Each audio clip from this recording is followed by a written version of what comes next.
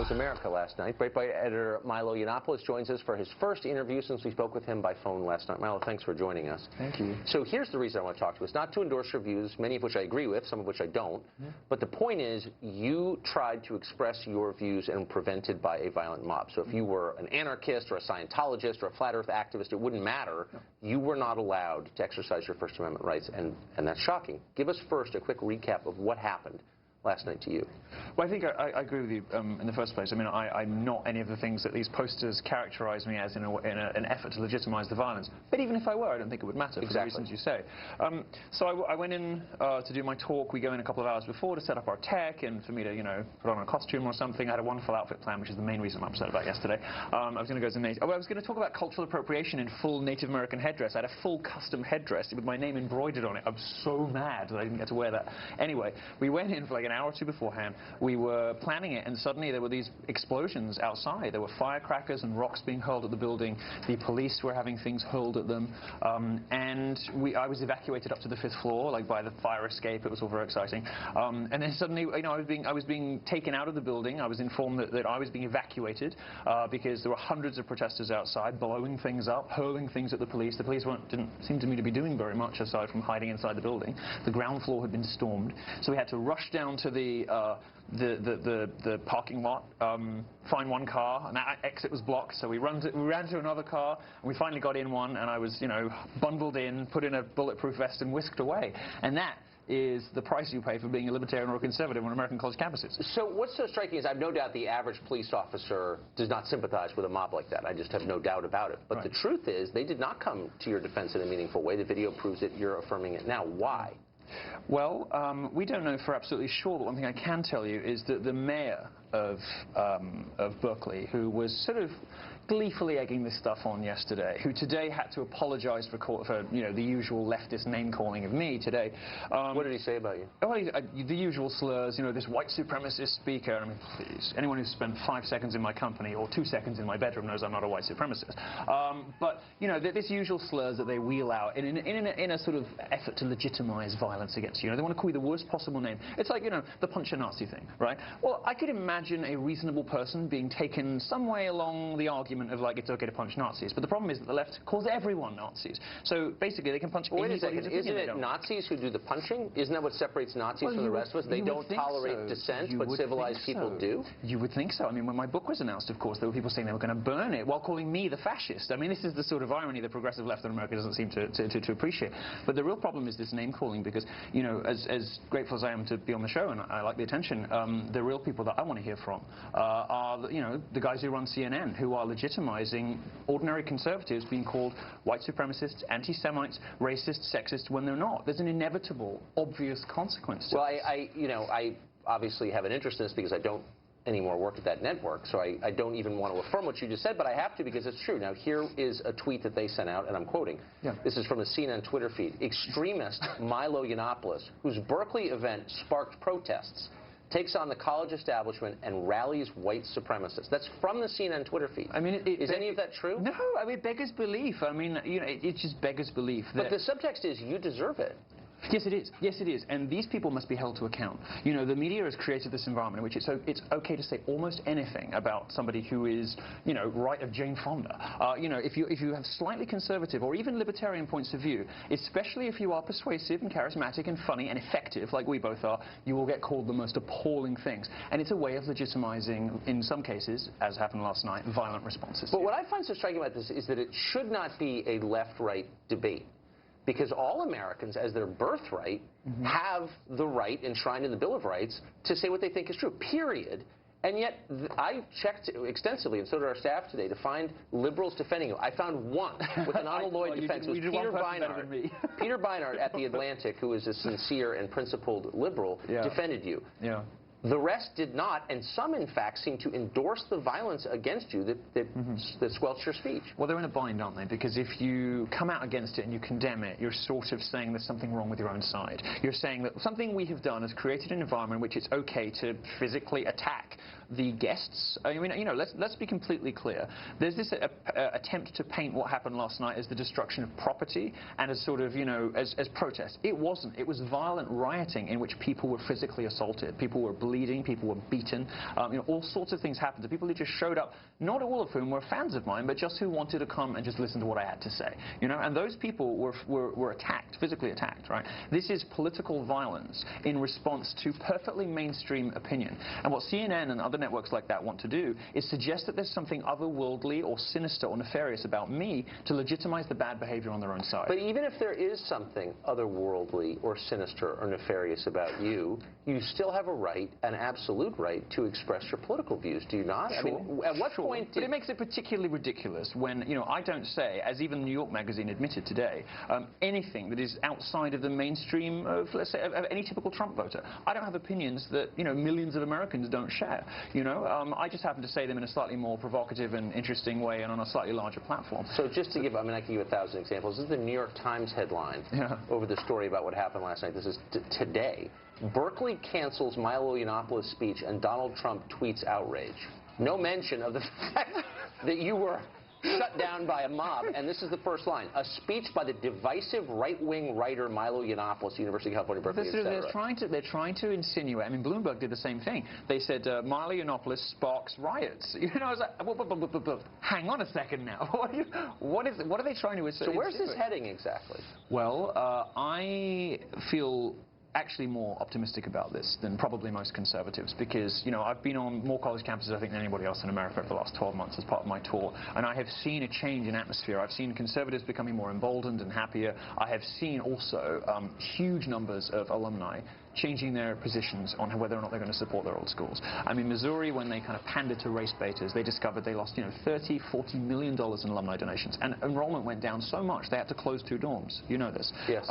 This is going to start happening all over America. And my view is, the American higher education market, and it is a market, is going to fix this because schools are going to have to pick. Either they go the direction of the University of Chicago and they say, you know what, don't apply here if you want safe spaces and trigger warnings. This is a place you come to be challenged. This is a place you come to expose yourself to people you think that you're going to hate.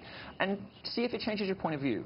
Or they're going to go the direction of the University of Missouri. And only one type of those institutions is going to be financially viable in the long term. So I'm sure we're going to get mail saying, Milo's not a serious person, he's a provocateur, to which I would say, I could care less. He's got a point of view and he has a right to express it. But I am interested in your response to that criticism because you hear it a lot, that you're not actually making an argument that you're intentionally trying to provoke the kind of response we saw last night. Well, my response is, so what? Who cares? I'm an entertainer, I'm a performer, people like, I guess my sort of things are sort of part lecture, part stand-up.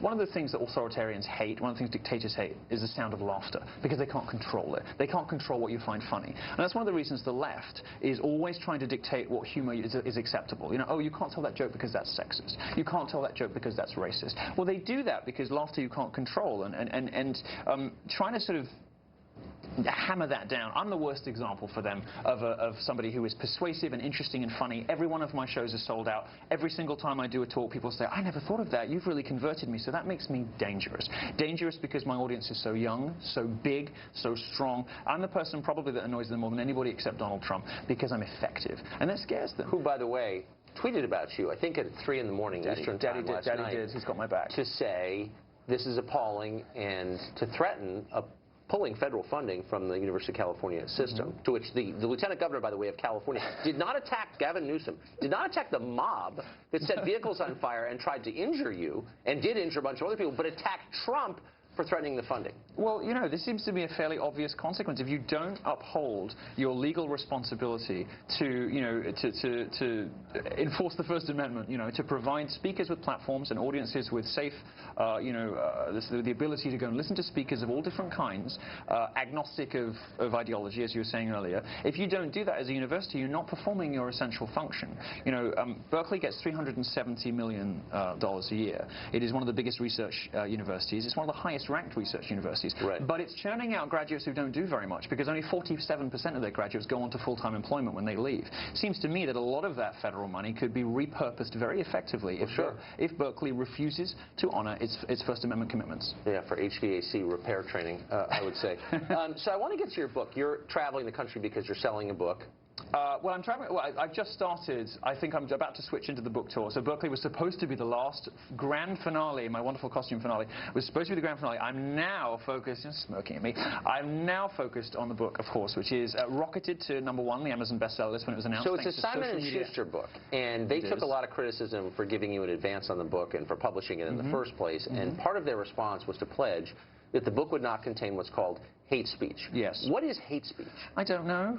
I'm probably going to get in terrible trouble with them, but I have no idea, and I don't think anybody else knows either. I mean, it seems to be speech that somebody doesn't like somewhere, a joke that's wrong, some thing that offends someone's sensibilities or hurt feelings or politics or something. Certainly the Supreme Court doesn't recognize it as a kind of speech that should be, treated with any special reference or whatever. Hate speech, it seems to me, has been defined by the political left as anything we don't like, anything that violates social justice doctrine, feminism, Black Lives Matter kind of ideology. It's not something that I have ever heard particularly effectively defined. I have literally no idea what it is. I have no idea what it is. But because your publisher, Simon & Schuster, has pledged to keep it out of your book, did an editor say to you, here's how we define hate speech, and here's what we're going to be striking from your manuscript? You're getting in so much trouble. I don't know what they mean by that. Look, all I can tell you, this book actually is going to be a lot more serious than people probably anticipate from me. I have my college tour to lob bombs, to be outrageous, to whatever. This book's actually pretty meaty, pretty substantial. It demonstrates a lot of reading, a lot of consideration of the issues. This book is already going to be one of the big books of 2017. It is going to be one of those, a big sort of signature, cultural moment for a particular millennial generation that suddenly woke up and decided that being Republican was cool and was a libertarian, punk alternative choice. I'm one of the people they look up to as a whatever cultural figure. This book actually is much more serious than people imagine. So if you're a feminist or a Black Lives Matter activist who is looking to be offended by this book, you might be disappointed. And if you're somebody who's going in just thinking, oh, this is going to be a load of jokes about his black boyfriends and and name calling and fat jokes, you might also be disappointed. This is a pretty substantial book. It's a book that sets out where I believe America went wrong in terms of respecting the First Amendment, the state of free speech on American college campuses and in the media and in academia and everywhere else in American public life. So we talked about this last night briefly, but you're obviously an immigrant to this country from the UK. Well, I'm on a visa technically. On a visa technically. Presumably you came here with the assumption that this was a place where you could express your beliefs, even if not everyone agreed with them. It was horrifying. How has it lived up to the billing? It was horrifying. Honestly, I don't mean to be theatrical, I'm prone to melodrama, but it was horrifying. To come here, land of the free, home of the brave, blah, blah, blah, and for me to do a college tour, to be a journalist here, imagine the Fourth Estate in America. You could be able to say, do, be anything, right? That's what you would think coming from Europe, where we really don't have free speech protections. I mean, if it exists, there are rules about it. If it exists, it is regulated in Europe, in Europe, you can get arrested for being misogynist, arrested for being offensive. These are actual offenses. These are things the police can come and take you away for in Europe. As Americans don't really understand how bad it is in Europe. In America, I always imagined that this was a country where you could be, do, and say anything. And what I've discovered, not just in journalism, but also in the entertainment industry, and particularly and most importantly in academia, which is where I kind of try and park my tanks on the lawn and really take the fight to the left, which is why they hate me so much, because conservatives are so spineless all the time.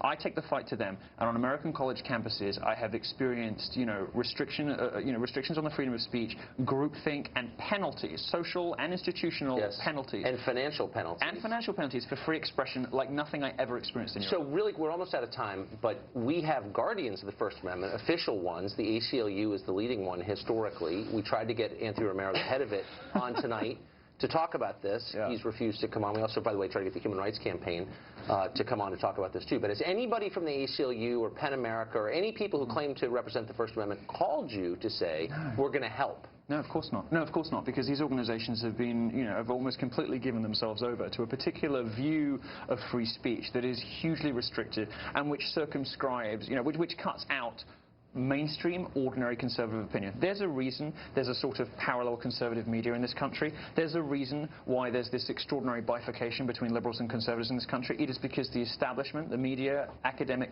and entertainment establishment has made certain sorts of political opinion, respectable, reasonable, mainstream opinion, impossible to express in public. It's the definition of corruption, unfortunately. We're all going to pay for it. Milo, thanks a lot. That was interesting. Good to see you.